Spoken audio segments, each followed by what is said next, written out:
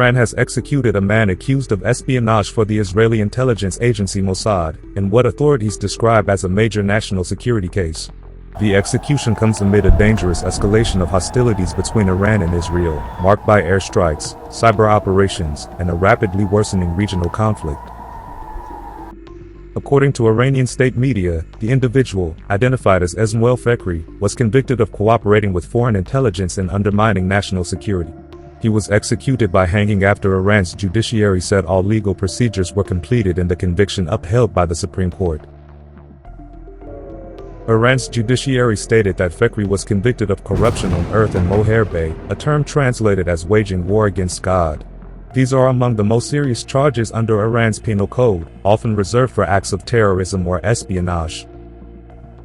According to news agencies as far as in ISNA, Fekri was in alleged contact with 2 Mossad agents and provided them with intelligence.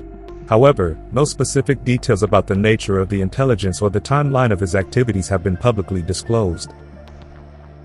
Fekri was originally arrested in December 2023. His trial and conviction were conducted under national security laws, which in Iran are typically held behind closed doors, with limited public scrutiny. This case is part of a broader pattern of espionage-related prosecutions in Iran. In recent weeks, authorities have announced several arrests linked to alleged Mossad activity within the country. On Sunday, Iran's police announced the arrest of 2 individuals in Al-Borz province, west of Tehran, allegedly in possession of explosives and electronic devices. Later the same day, Iranian police detained 2 more people in Fashafoye, reportedly with drones and launch equipment. All were accused of working for Israeli intelligence. Iran's security agencies claim these individuals were preparing sabotage operations inside Iranian territory. The suspects are currently being held as part of ongoing investigations. These developments come at a time of rising regional tensions following Israel's recent airstrikes on Iranian territory. Israeli officials have confirmed that their forces targeted what they described as nuclear and military facilities, including the Natanz nuclear complex. Iran's retaliatory strikes with drones and ballistic missiles targeted multiple Israeli cities, including Tel Aviv and Haifa, resulting in dozens of casualties and significant damage to infrastructure. According to Iranian officials, over 220 people were killed in Israel's initial strikes, including senior military officers and scientists. In response, Iran's armed forces have conducted successive missile barrages, which Israeli authorities say have killed at least 24 people and injured dozens more. Human rights organizations have expressed concern over the use of capital punishment in espionage cases, particularly in trials that lack transparency. Iran has faced consistent criticism for the limited legal representation and due process afforded to defendants in politically sensitive cases. International legal observers have also noted that allegations of espionage in Iran are frequently linked to broader political and military tensions, making it difficult to independently verify the legitimacy of such charges. The execution of Esmaeil Fekri is the third in recent weeks linked to espionage charges involving Israel, suggesting an intensifying internal security campaign by Iranian authorities. The conflict between Iran and Israel, often described as a long-running shadow war, appears to be entering a more overt and dangerous phase. With each side accusing the other of aggression, sabotage, and assassination, the risks of broader regional destabilization continue to grow. As Iran steps up domestic counterintelligence operations and Israel maintains its policy of preemptive strikes, diplomatic channels remain limited. International institutions, including the United Nations and the International Atomic Energy Agency, have expressed concern about the escalation, but so far, calls for restraint have had little effect on the ground. The execution of Esmaeil Fekri underscores how deeply intelligence and security conflicts have now penetrated public life in both Iran and Israel. With new arrests announced and both nations continuing to trade military and covert blows, the region faces a prolonged period of uncertainty and volatility. Israeli security officials say the country's Mossad spy agency smuggled weapons into Iran ahead of Friday's strikes that were used to target its defenses from within. 2 security officials spoke on condition of anonymity on Friday to discuss the highly secretive missions it was not possible to independently confirm their claims.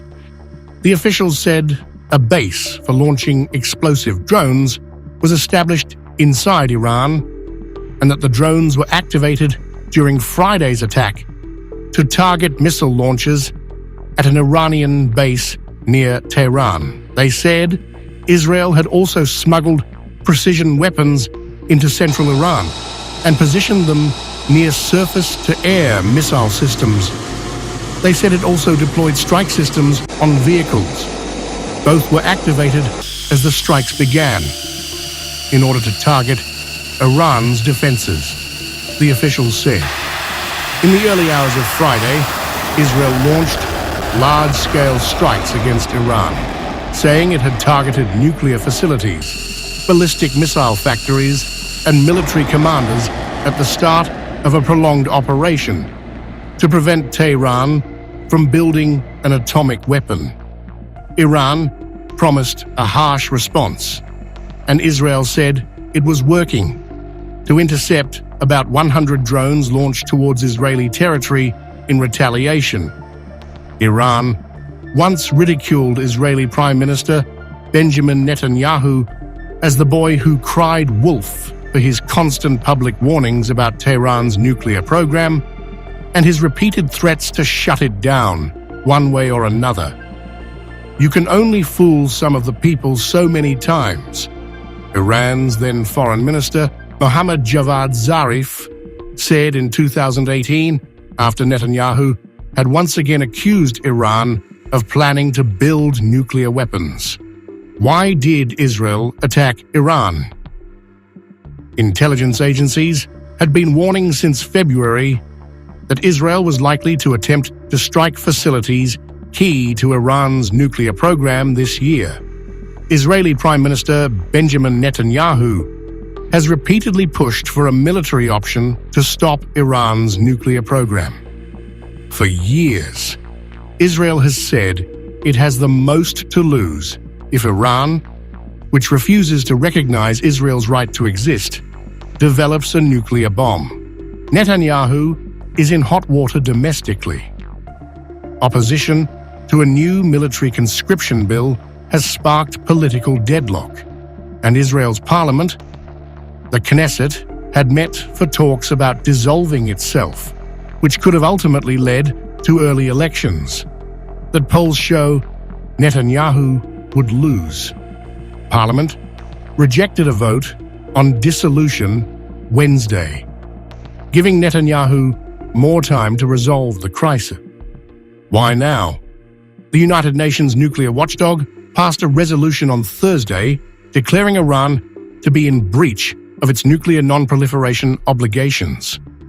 Tehran retaliated by announcing it would ramp up its nuclear activities, warning it had no option but to respond.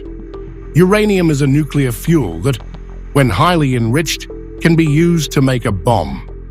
Iran maintains that its nuclear program is for peaceful purposes.